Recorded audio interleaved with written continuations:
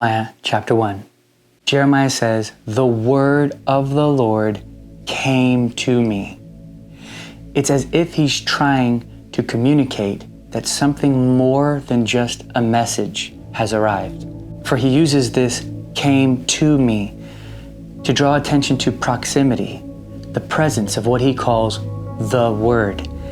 John the Apostle calls Jesus the Word. So who else could this be but the Word, Jesus himself? Jeremiah does not say the words, plural, but a singular, all-encompassing presence of communication. The writer of Hebrews tells us that God has spoken in his Son. Yes, there is an intelligible message that is given to Jeremiah here, but the language that is used shows us that it's more than just a message. The message is something distilled from the meeting of this young man and the Word. And this distilled message that comes to him shows us a knowing that exists outside of the box or confines of time. Before I formed you, I knew you. Jeremiah speaks to us about the sovereign former in the womb, and he shows us that the decree comes from him who assumes the position of ruler and authority. I have appointed you. We know that this has to be Jesus, for he was before all things. And the divine, sovereign former in the womb has got to be Jesus, by whom all things were made. And in Psalm 110, we see God calls Jesus his king, the king that belongs to him, the one who assumes the rulership and authority to be able to appoint. It is Jesus. Appoint means to designate or to set aside. Jeremiah has been set aside, designated as a prophet. A prophet is a mouthpiece, one who speaks for God. Jeremiah's response is, "Alas." I looked up this word to find out what it means, and it has to do with an expression of apprehension. Jeremiah is scared. Jeremiah knows that the person speaking to him is God.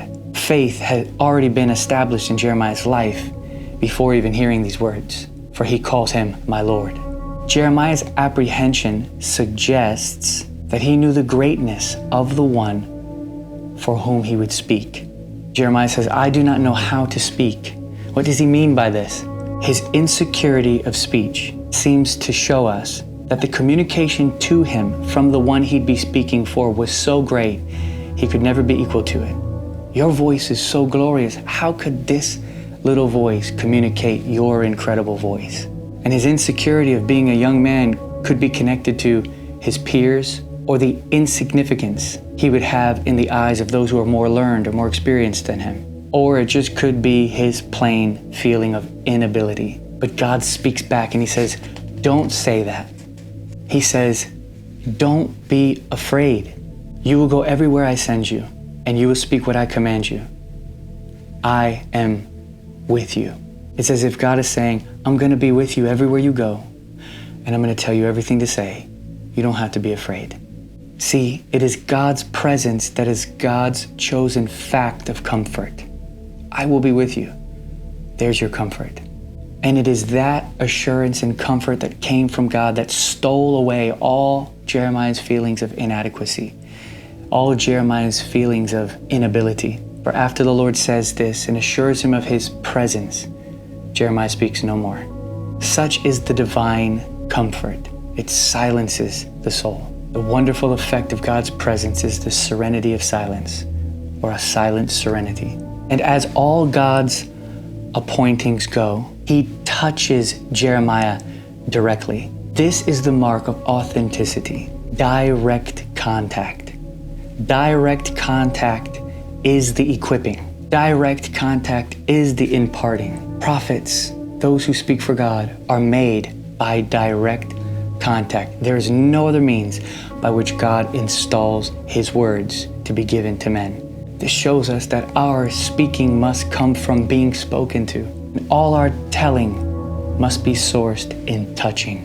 And notice he touches Jeremiah's mouth. All the instruments that God uses for his glory are first touched by his glory. The power of Jeremiah's words, their longevity, their creative element are all due to his mouth being touched by the hand of God. All the organizations in all the world combined are ashes next to the lips of man being touched by the finger of God. God explains what this touch does, expounding upon its impartation. I have, by this touch, put my words in your mouth. Now we have, plural, a message that came from the Word. Words that we give to men come from being in the presence of the Word himself. Now Jeremiah's mouth shall possess the power of the hand of God, and Jeremiah's mouth shall deliver the feelings of God's heart. It's funny that there's something about Jesus that was like Jeremiah. When he asked who he was, some people thought he was Jeremiah. This means that people thought Jeremiah was before Jesus, but we know Jesus was before Jeremiah. So there's something in Jeremiah that shows us something about Jesus. The prophet's words come from an encounter with the Word. And the words come to deliver people from what's called here wickedness. And wickedness has three specific aspects to it that are said right here in this chapter.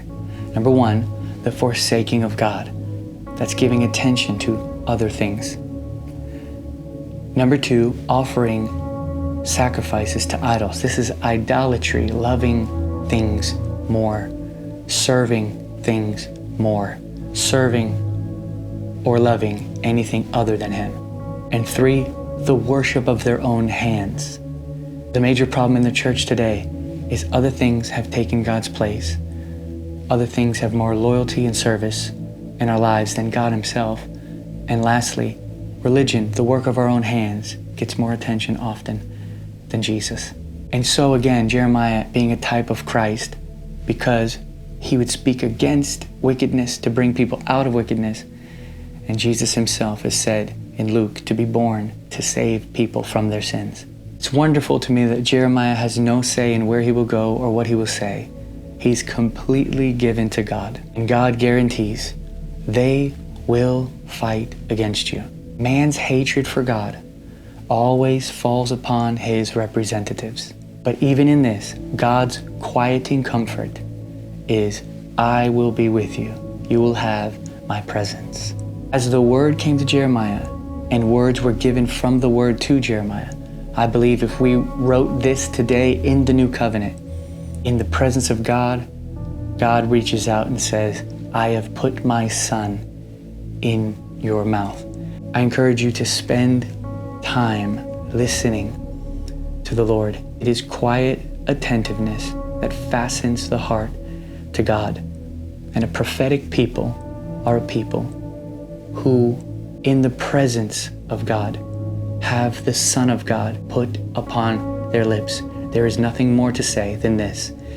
Jesus, God's only Son, perfect, matchless, holy, all-sufficient. He is more than enough. So, Father, I thank you for a prophetic people who will come into your presence and receive Jesus upon their lips. Lord, put Christ on our lips. Christ upon our lips, Lord, that we may proclaim from direct contact with God, the Son of God. From direct contact with Jesus, may we proclaim Jesus. May our interaction with the Spirit cause us to proclaim and manifest the Spirit of Jesus. God bless you.